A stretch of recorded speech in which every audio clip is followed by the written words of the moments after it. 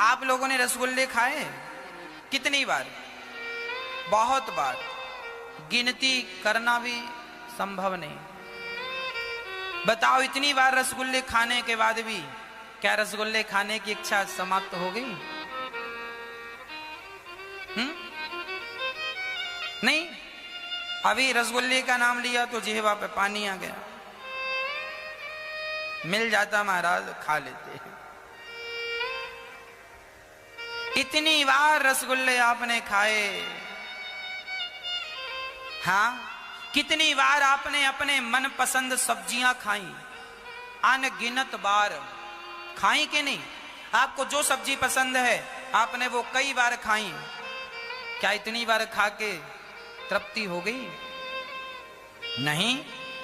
आपने अपने मनपसंद कपड़े ना जाने कितने बार पहने, क्या तृप्ति हो गई?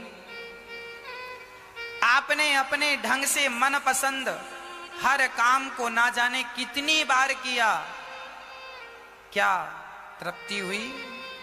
नहीं मेरी मां, सच्चाई यही है।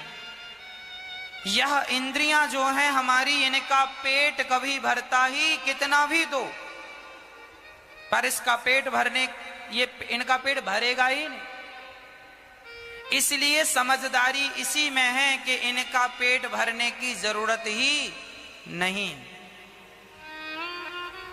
देखे ना इंद्रियों के ना घोड़े बढ़े, जब हाथी उन्मत्त होकर भागता है तो हाथी पर बैठा व्यक्ति उस पर अंकुश मार करके उसे काबू में करता है।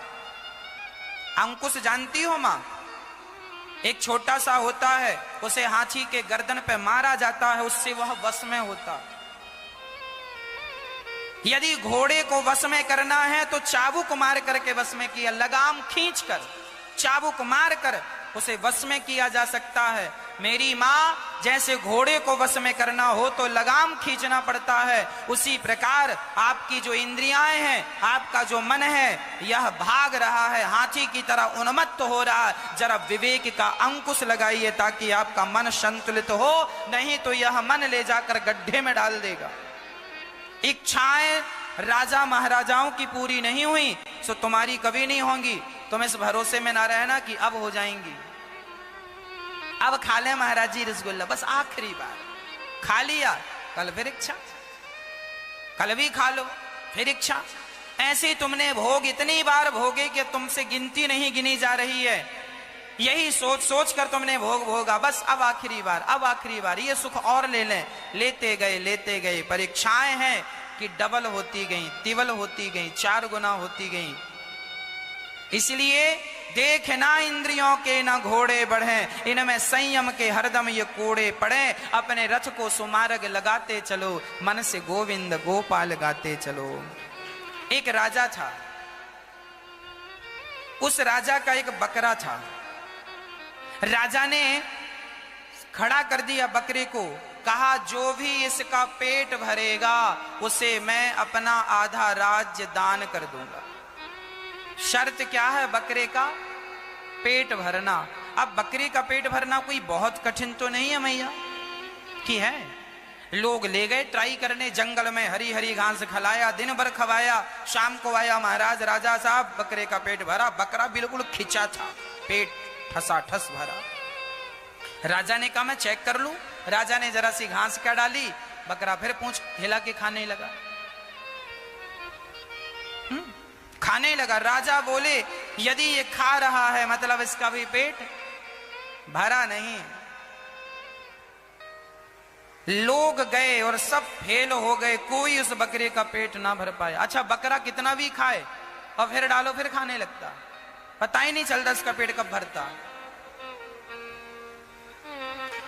एक संत को खबर लगी, संत ने कहा मैं ट्राई करता हूं। संत ले गए बकरे को और एक इतनी बड़ी लाठी हाथ में ले लिए, और जैसे ही बकरा घास खाए एक लाठी मुंह पे मारे, बकरा फिर घास खाए। पूरा दिन बाबा जी ने इतना मारा कि बकरा चुपचाप खड़ा हो गया। बोलता है खाता हूं तो लाठी पड़ती है, नहीं खाऊंगा नहीं पड़ेगी। खड़ा, आंख बंद किया, ऐसा लगता है ये बकरा सन्यासी हो गया। आंख बंद कर लिया, घास की तरफ देखता ही नहीं, खड़ा चुपचाप। महात्मा जी ने उतना ही खिलाया था जिससे ये जिंदा रह सके, है ना, भूखा मर भी तो ना जाए। उतना खिलाया जिसमें इतना ये